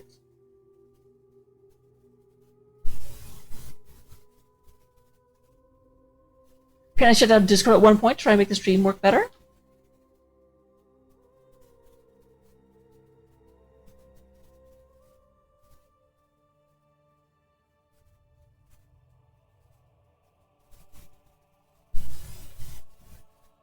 All right.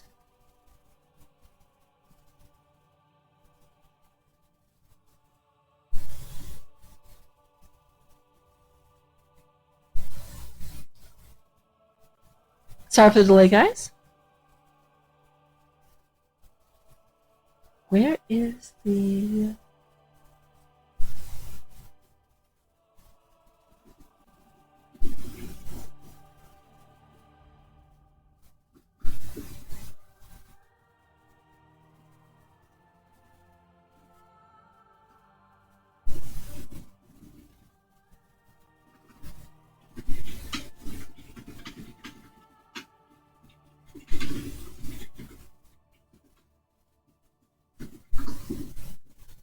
Alright, we'll see if anyone joins me for this interview. In the meantime...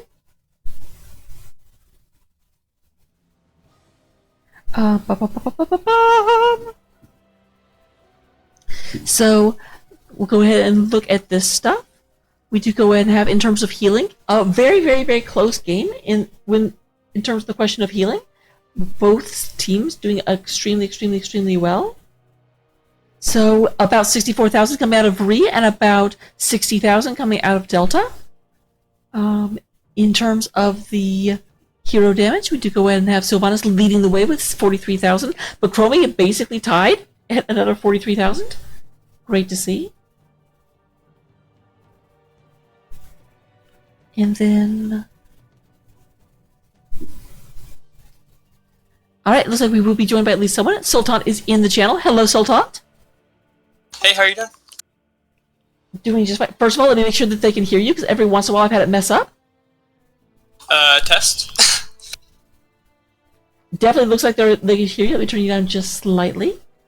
Okay. So, first of all, congratulations. Thank you very much. Oh, I heard someone else. Okay. So, first question I had. Well, first of all, obviously the give me question, but we have to start with that one. How do you guys feel right now?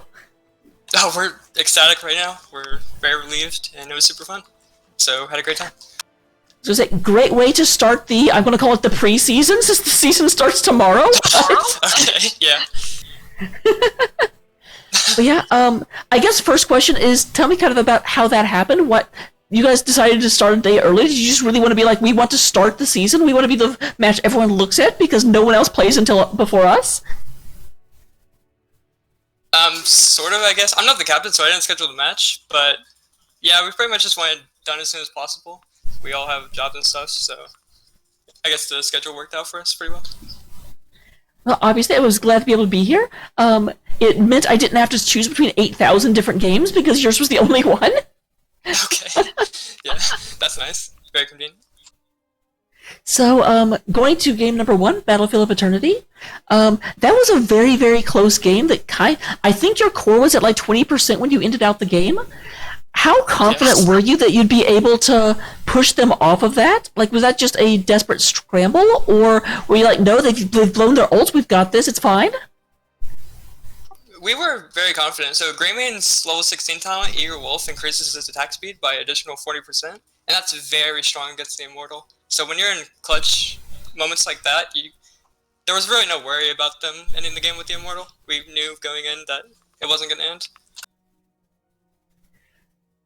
Well, congratulations, because I definitely did not know that, just for the record. But yeah, very, very. I mean, it was a very clean game. It seemed like you had an advantage, and then every time you would have an advantage, they'd push back, and it got very, very even until the end when you ended up wiping them. Whenever the Tracer was stumbled across in that bush, or not the Tracer, the Li Ming got stumbled across that bush, and just ended up just barely surviving. It just seemed like such a because obviously the game would have 100% been yours if you had gotten the Li Ming. It ended up being yours anyway, and I don't think it was really that contestation. But kind of what happened in comms whenever you just almost bumped into the Li Ming? All I remember is Dutch was super pissed because he got insta-blown up by the Li Ming. But regardless, we were able to close it out, and that was awesome. I mean, it definitely was. Going into game number 2, obviously you guys picked the maps in games 1 and 2. What made you go to Tomb of the Spider Queen? Is that just a map you happen to really like, or was it that? Because whenever I see Tomb of the Spider Queen, I'm always like, okay, that's a very brawly map. People kind of go there where they're like, okay, we sort of feel like we can outfight them in close quarter fights. Was that sort of what it was, or it's just like, no, we just love this map?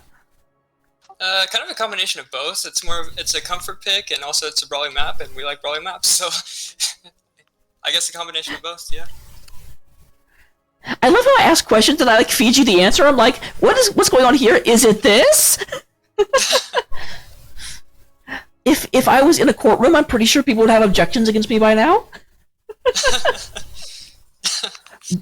But obviously, map 2 was the one they ended up taking away from you. They ended up just being very, very good at actually getting the turn-ins and preventing yours. Was that something in the draft that you just couldn't actually force them away from the point, or what would you say caused that? Primarily the Junkrat pick. Junkrat's just very annoying on that map because his grenades can stall the objective very well, and also his traps can be in the bushes at all times.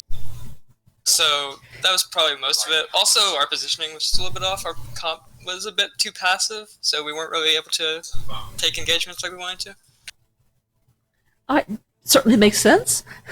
Don't go to a brawly map and then take a passive comp. Got it. Pretty much.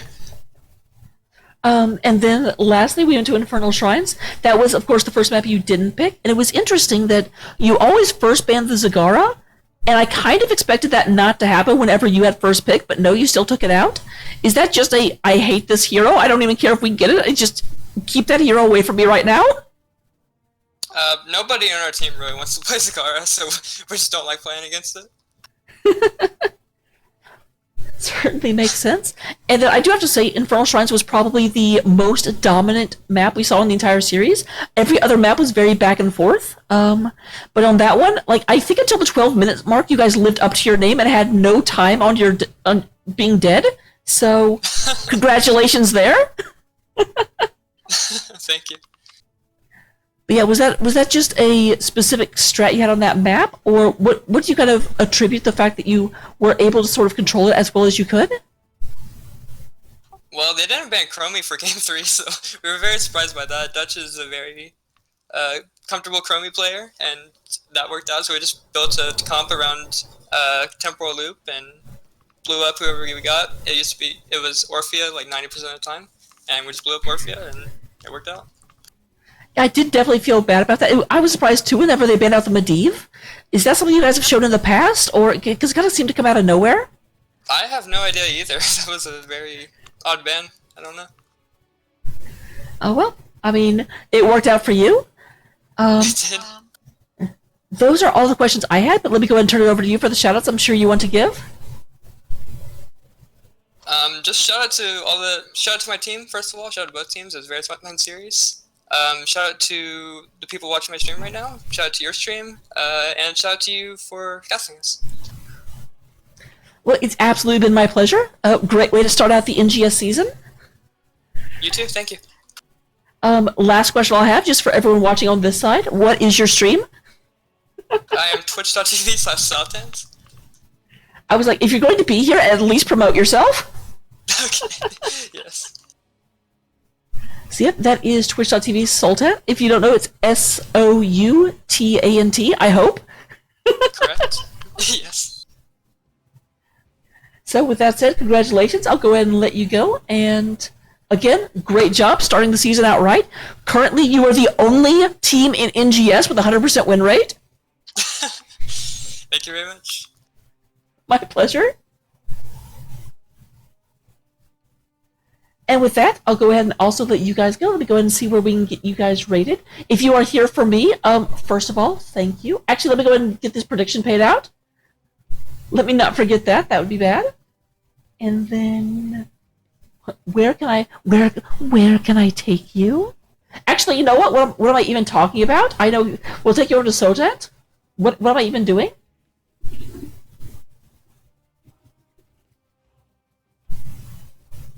And I just said it.